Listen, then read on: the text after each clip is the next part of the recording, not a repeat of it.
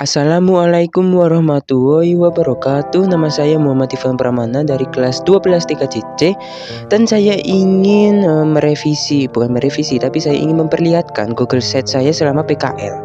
Saya PKL di Polinema dan iduka saya itu Pak Utu Sunandar. Nanti saya akan membahas juga di dalamnya, dan guru pembimbing saya Pak Febri. Oke. Di sini saya akan langsung saja ke PKL Polinema. Nah, di sini laporan online PKL Polinema Negeri Malang. Di sini tempat saya bekerja sebagai mahasiswa, sebagai anak SMK. Ini ada logonya, saya udah sertakan. Nah, di sini ada jurnal administrasi niaga. Di sini di dalamnya saya di atas tempat ruang kerja saya. Nah, di sini ada lagi nama Politeknik Negeri Malang. Ini tempatnya. Di sini bawahnya juga ada map. Nah, di daerah Politeknik Negeri Malang di Dinoyo ya ini. Suhat lah, iya Suhat. Oke, kita ke biodata siswa. Nah, di sini ada biodata saya, biodata siswa. Nama saya Muhammad Ivan Pramana, jenis kelamin laki-laki, tanggal lahir 28 Desember 2004, agama Islam, anak ke-1 pastinya. Alamat Jalan Teluk Cendrawasih 1 nomor 6. Telepon 08, tahu sendirilah. Hobi berfantasi dan bermain game. Oke, langsung saja ke profil iduka saya.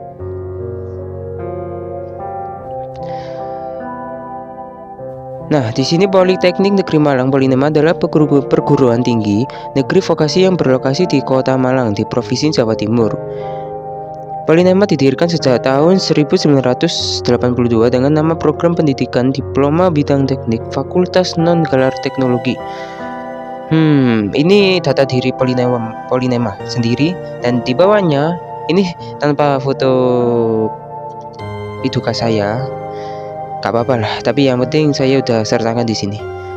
Oke, ini yang paling penting. Ini agak spesial sedikit bagi gua ya. Namanya itu Pak Utu Sunandar Dinata, seorang pembimbing yang melakukan 2 pekerjaan sekaligus, yaitu di bagian IT Polinema dan hipnoterapi di Malang. Jadi Pak Utu ini iduka saya, dia mempunyai kayak tempat untuk hipnoterapi seseorang kalau ada masalah kejiwaannya atau sekaligus ada masalah kehidupannya. Jadi mereka bisa disembuhkan melalui Pak Utu Sunandar Dinata. Ada tempat kursusnya di daerah Batu kalau nggak salah ya. Nah, terus sekaligus bisa membimbing kita dengan kesabaran yang luar biasa, mengajari berbagai hal mengenai isi dalam software ataupun hardware dengan perlahan-lahan. Saya dan teman-teman saya saat PKL pun merasa sangat nyaman dengan iduka karena ia suka bercanda agar kita tidak terlalu kaku kalau dipanggil oleh dosen atau mahasiswa untuk memperbaiki sesuatu. Jadi di sana saya juga awal-awal itu juga agak kaku atau takut ya, karena takut salah atau kehapus datanya gitu. Pernah saya pernah memperbaiki laptopnya dosen, pernah juga memperbaiki laptopnya mahasiswa juga gitu. Pernah berbuat salah juga pernah, tapi ya nggak terlalu parah juga, alhamdulillahnya nggak terlalu parah. Tapi jujur itu hal yang bikin gua speechless juga, karena gak nyangka aja gua bisa memperbaiki itu sama teman saya, dibantu teman saya juga. Oke, latar belakang, tujuan dan manfaatnya. Latar belakang dan tujuan dan manfaat PKL. Latar belakang PKL, praktik kerja lapangan PKL direncanakan untuk melatih memberikan pengajaran kepada siswa dalam dunia industri atau dunia usaha yang relevan terkait kompetensi keahlian masing-masing. Langsung saja kegiatan PKL. Nah, ini poin penting. Oke, poin penting. Kegiatan PKL. Ini ada foto saya sedang mengecek isi dalam komputer dan meneliti apa saja yang rusak yang ada di dalamnya untuk nanti diperbaiki bareng-bareng. Oke, di sini kerusakannya juga akan beda-beda pastinya. Kadang ada di motherboardnya, kadang di PSU-nya, Dan kadang paling banyak itu di RAM-nya. RAM-nya itu paling banyak itu. Itu harus digosok dulu pakai penghapus atau hal semacam yang agak kasar sedikit, gak apa-apa. Tapi kalau bisa penghapus itu digosok agar itu debu-debu di dalam RAM-nya itu bisa tersingkirkan dengan baik. Gitu. Jadi nanti komputer itu bisa hidup kembali atau ada gambarnya gitu. Oke, yang bawahnya mencoba merapikan kabel-kabel yang ada di lab ruang mahasiswa agar lebih rapi dan enak dipandang oleh orang lain maupun kita sendiri. Terus selalu mengecek ruangan-ruangan lab komputer agar nanti dipakai oleh dosen atau mahasiswa bisa nyaman tanpa ada kendala tertentu untuk melakukan pembelajaran mereka. Nah, ini pengecekan juga setiap minggu beberapa kali aja, kayak 4 kali atau 2 kali 3 kali lah untuk pengecekan. Jadi saya dan teman saya tuh ngecek berdua setiap lab. Di sini saya ngecek 2 gedung, gedung AB sama gedung AF, gitu. Nah, terus ini pernah membantu memasang LCD di ruangan lab baru, membantu menampilkan layar menggunakan kabel HDMI yang baru saja dipasang. Jadi kabel HDMI-nya itu rusak, HDMI-nya rusak, jadi sekaligus memasang LCD-nya juga yang baru. Jadi LCD-nya juga udah wayahe mengganti gitu. Oke, yang bawahnya belajar memasang bracket untuk dipasang di atap agar bisa menyatu dan kokoh tidak jatuh. Oke, ini yang di atasnya tadi yang ini. Ini saya juga belajar dari sini juga memasang bracketnya harus pas juga gimana caranya biar gak kebalik, karena pas itu juga kebalik juga. Tapi gak apa-apa, namanya belajar juga kan. Terus bawahnya mengatasi CPU komputer yang tidak bisa menyala sama sekali. Saya bongkar isi dalamnya dan mengganti power supply yang baru. Nah, di sini juga poin penting. Saya juga belajar kalau PSU itu mati, kita coba mencoba ngetes. Kita bongkar ke PC satunya, PC yang hidup, ngetes PSU-nya yang baru ini, yang lama ini diganti dengan PSU yang sebelahnya. Jadi nanti kalau hidup itu berarti masih bisa motherboardnya. Kalau nggak hidup, motherboardnya yang kena. Itu pasti motherboardnya yang kena. Oke, yang berikutnya menginstal software apapun yang mau diinstal sesuai keinginan mahasiswa yang meminta bantuan ke kita. Nah, ini yang saya katakan tadi. Kadang juga saya juga kan ini aplikasi kan bajakan kan, ke legal istilah. Jadi beberapa aplikasi saya belum pernah menginstal secara langsung tanpa crack gitu. Jadi harus crack dulu guys. Jadi saya pernah nge-crack game tapi bukan software. Jadi saya juga belajar dari sini juga. Bagus. Oke, lanjut. Oke, berikutnya mencoba merakit ulang PC high-end yang telah dibongkar untuk dicek hardware-nya.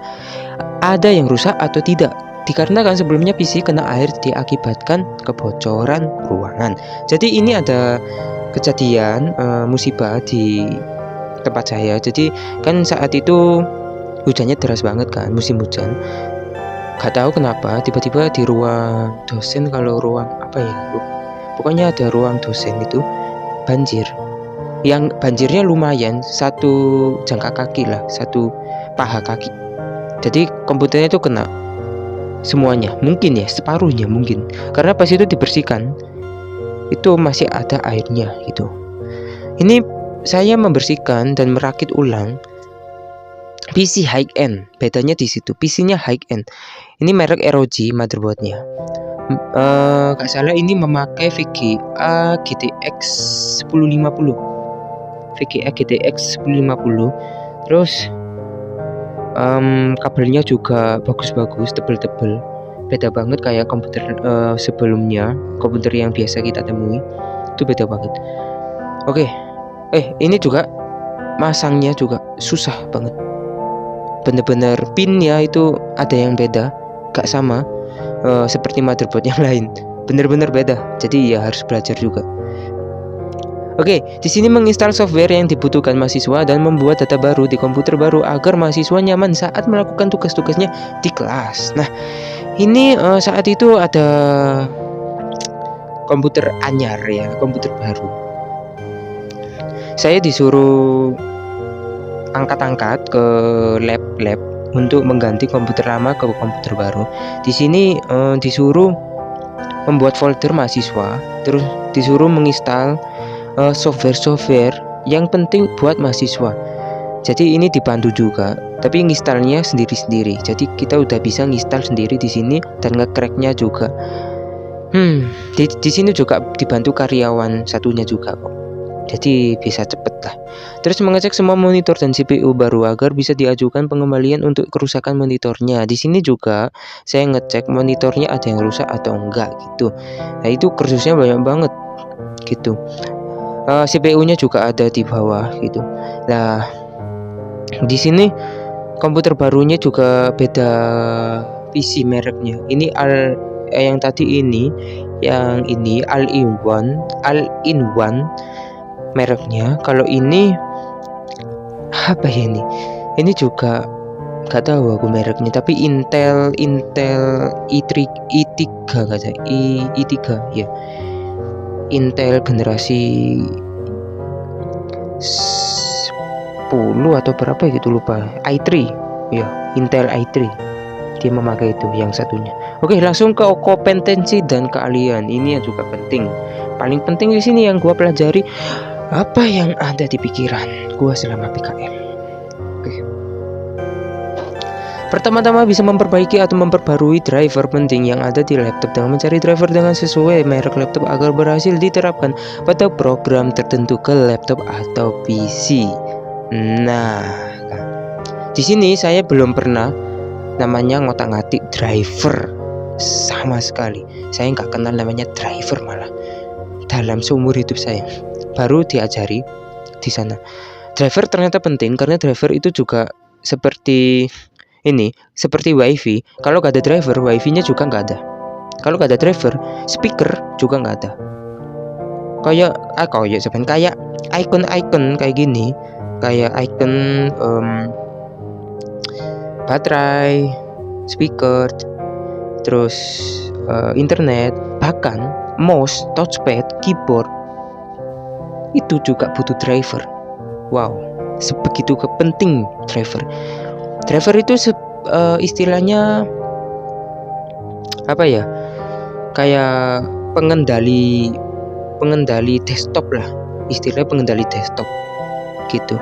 Jadi tanpa driver desktop juga nggak bisa jalan. Jadi bukan hanya apa sih namanya itu, masuk ke BIOS saja. BIOS itu pengendali semuanya sih menurut saya. Oke, yang bawahnya itu bisa share menyambung satu printer untuk beberapa komputer dengan mengubah IP yang sama agar bisa tersambung ke printer tersebut. Jadi di sini ada printer, tapi saya agak lupa karena ini dicoba cuma 3 kali atau 2 kali doang. Seterusnya nggak nyoba lagi. Di sini kita cari printernya, mau printer yang mana disambungkan. Terus kita bikin komputer server untuk disambungkan untuk mengubah bikin IP baru. Terus kita bikin komputer klien, kita sambungkan Epson L300 ini contohnya. Terus gak salah itu di komputer klien itu disamakan dengan IP yang kita buat tadi, seperti wifi sebelumnya, wifi normalnya lah.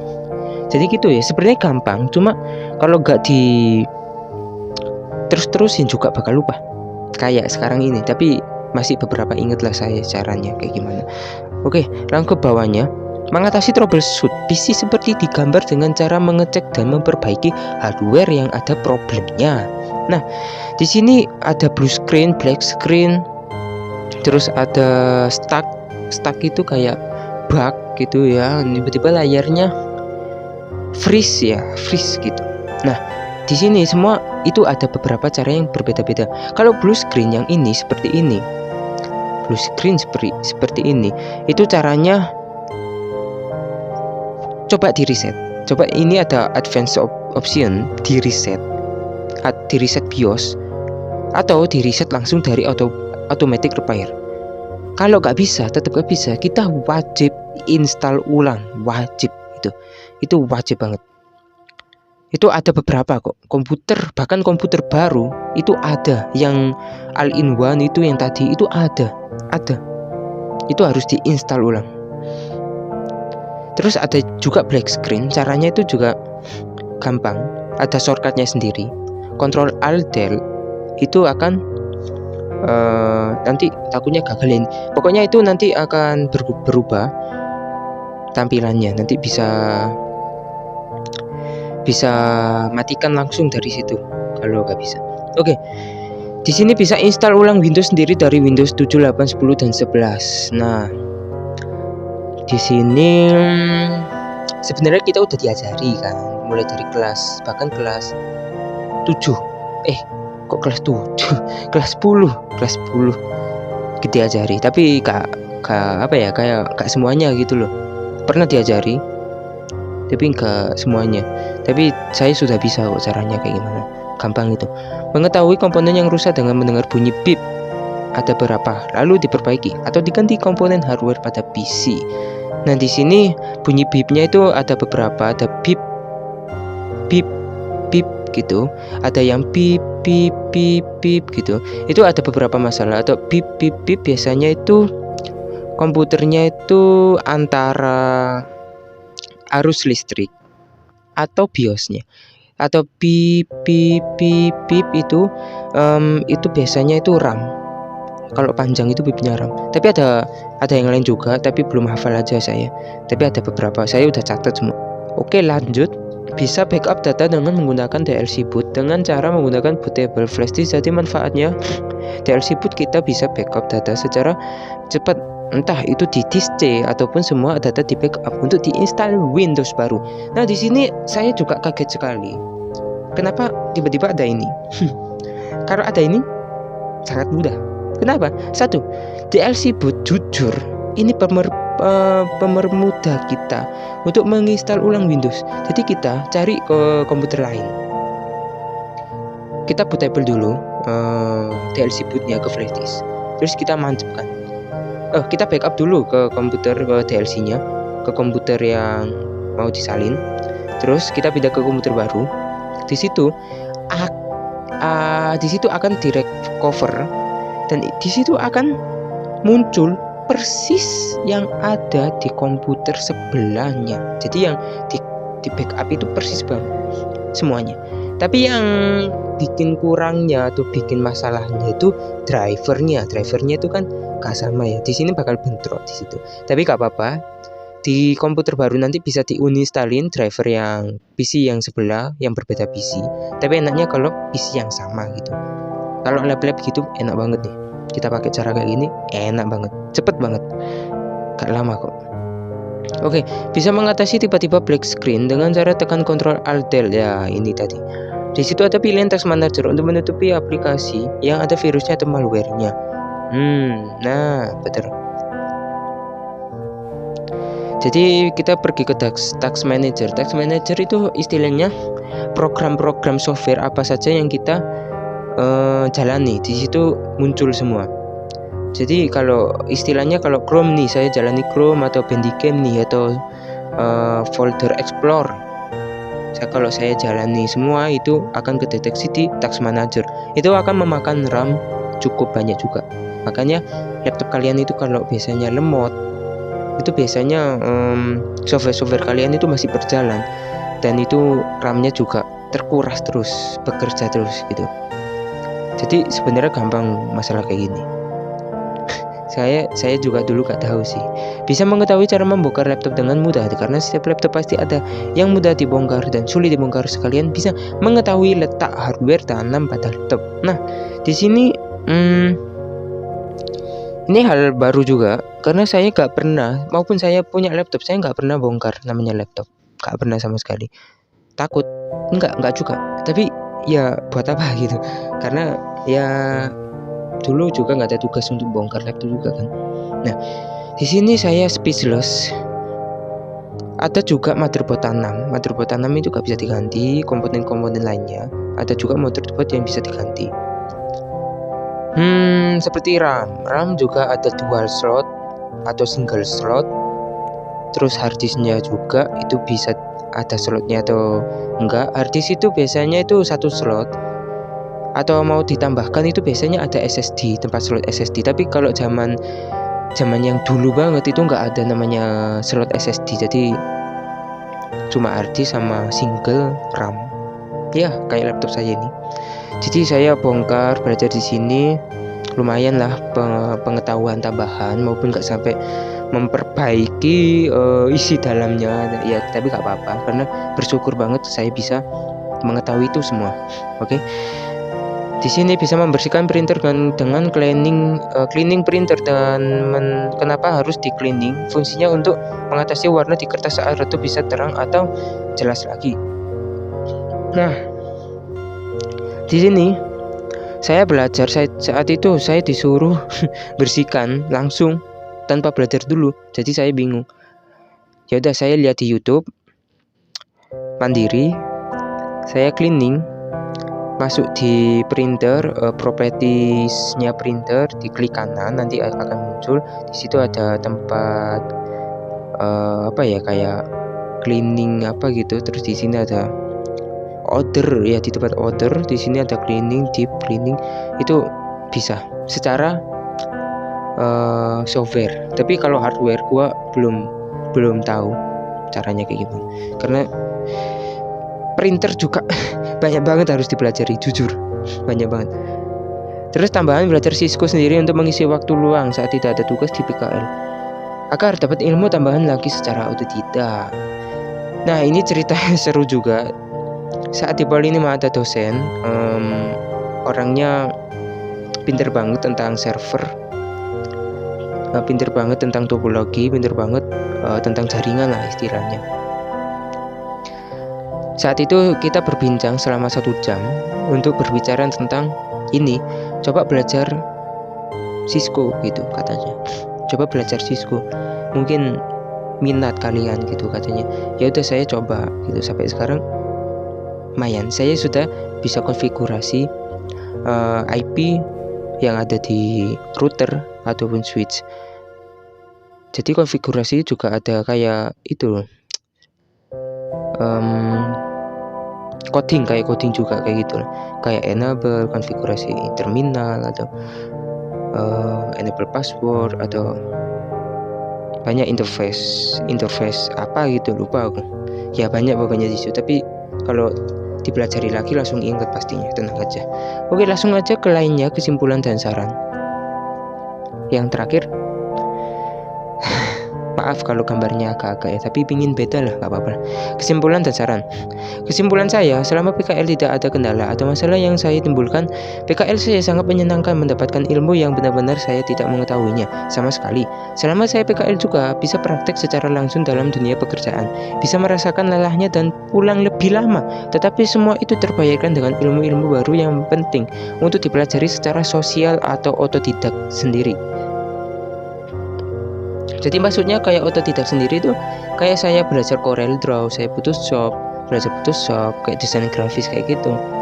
Terus kayak tadi Cisco, saya juga belajar kayak gitu, cuma nggak sampai penuh full karena saya juga harus belajar tentang komputer, harus fokus komputer dulu. Jadi saya sisipkan dengan belajar itu gitu. Saya sebenarnya tidak peduli dikasih gaji atau tidak, karena yang penting dari pengalaman saya saja dan ilmunya yang saya pedulikan, maupun saya bisa belajar secara otodidak. Tetapi saya juga butuh banyak praktik langsung di dunia pekerjaan, jadi kayak langsung masuk ke lapangan lah istilahnya gitu.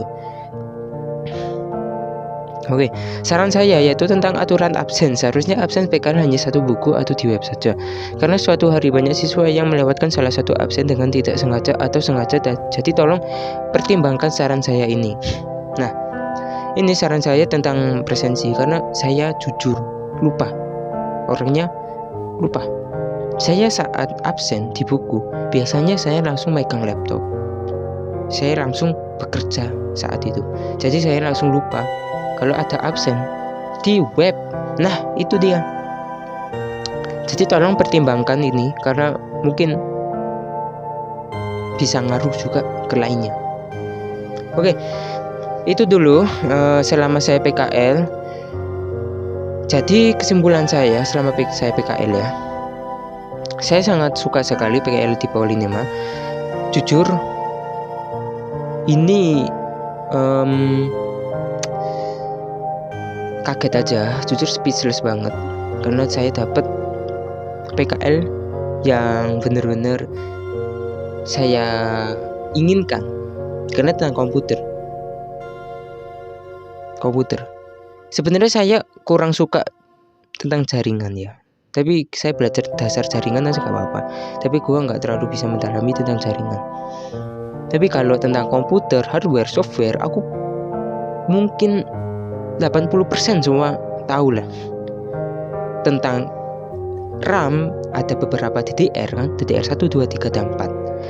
Terus ada motherboard juga nggak semuanya motherboard itu bisa dipasang dengan RAM yang apa ya, kayak RAM jadul gitu dipasang ke motherboard yang baru itu nggak bisa gitu. Jadi semua itu ada jenisnya, ciri-cirinya gitu. Jadi semua alhamdulillah saya bisa ngerti lah gitu. Oke, makasih kalau sudah ditonton sampai habis. Maaf kalau ada kesalahan dan juga maaf kalau terlambat karena jujur PKL saya juga baru kemarin selesai ya, ini saya sempat-sempatkan juga. Oke, assalamualaikum warahmatullahi wabarakatuh.